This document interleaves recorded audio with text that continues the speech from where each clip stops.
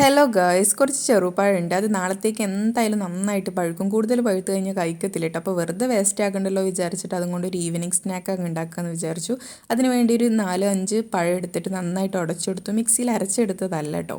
പിന്നെ അതിലോട്ട് ഒരു കപ്പ് പത്തിരിപ്പൊടി ആഡ് ചെയ്ത് കൊടുത്തു. കുറച്ച് ചെറിയ ജീരകം ആഡ് ചെയ്ത് കൊടുത്തു. അത് എനിക്ക് ഭയങ്കര ഇഷ്ടമായിട്ടോ അതിൻ്റെ ഫ്ലേവർ. അല്ലെന്നുണ്ടെങ്കിൽ നിങ്ങൾക്ക് ഏലക്കാപ്പൊടി ആഡ് ചെയ്ത് കൊടുക്കാം. പിന്നെ നെയ്യിൽ കുറച്ച് തേങ്ങാക്കൊത്തും കൂടി വഴറ്റിയിട്ട് അത് നെയ്യ് കൊടുക്കുന്ന ചേർത്ത് കൊടുത്തു. അത് നല്ല ഫ്ലേവർ ആട്ടോ, കടിക്കാൻ കിട്ടുമ്പോൾ നല്ല ടേസ്റ്റാണ്. പിന്നെ ശർക്കര പാനി ഒഴിച്ച് കൊടുത്തിട്ട് പാകത്തിന് ഒരുപാട് ലൂസാവാണ്ട് മിക്സ് ചെയ്തെടുത്തിട്ട് നമ്മൾ ഓൾറെഡി പഴത്തിന് മധുരമുള്ളതുകൊണ്ട് നോക്കി മിക്സ് ചെയ്യണം കേട്ടോ. പിന്നെ ഞാൻ ആദ്യം ഈ വാഴൻ്റെ ഇലയിൽ ഇതുപോലെ സ്റ്റീം ചെയ്തെടുക്കാമെന്നാണ് വിചാരിച്ചത്. പക്ഷേ അതിന് ഒലിച്ചിറങ്ങുക കേട്ടോ. കുമ്പളപ്പത്തിൻ്റെ ഇല ഉണ്ടെന്നുണ്ടെങ്കിൽ അതിൽ ചെയ്താൽ മതി. കുമ്പളപ്പം ഉണ്ടാക്കുന്ന പോലെ എനിക്ക് ആ ഇല കിട്ടാനില്ല.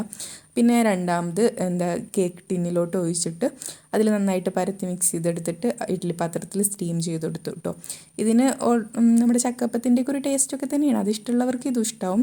എണ്ണക്കടികൾ കഴിക്കരുത്, ഡോക്ടർ അധികം കഴിക്കരുതെന്ന് പറഞ്ഞുകൊണ്ടാണ് ഉണ്ടാക്കിയത്. പിന്നെ വെറുതെ പഴം വേസ്റ്റാക്കി കളയണ്ടല്ലോ. അപ്പോൾ ചക്കപ്പൊക്കെ ഇഷ്ടമുള്ളവരാണെങ്കിൽ ഒന്ന് ട്രൈ ചെയ്ത് നോക്കുക, അടിപൊളിയാട്ടോ. ഇതുപോലെ ഉണ്ടാക്കാത്തവരാണെങ്കിൽ ഒന്ന് ട്രൈ ചെയ്ത് നോക്കുക. അപ്പോൾ അത്രയുള്ള അടുത്ത വീഡിയോ ആയിട്ട് വരാം. Okay, by.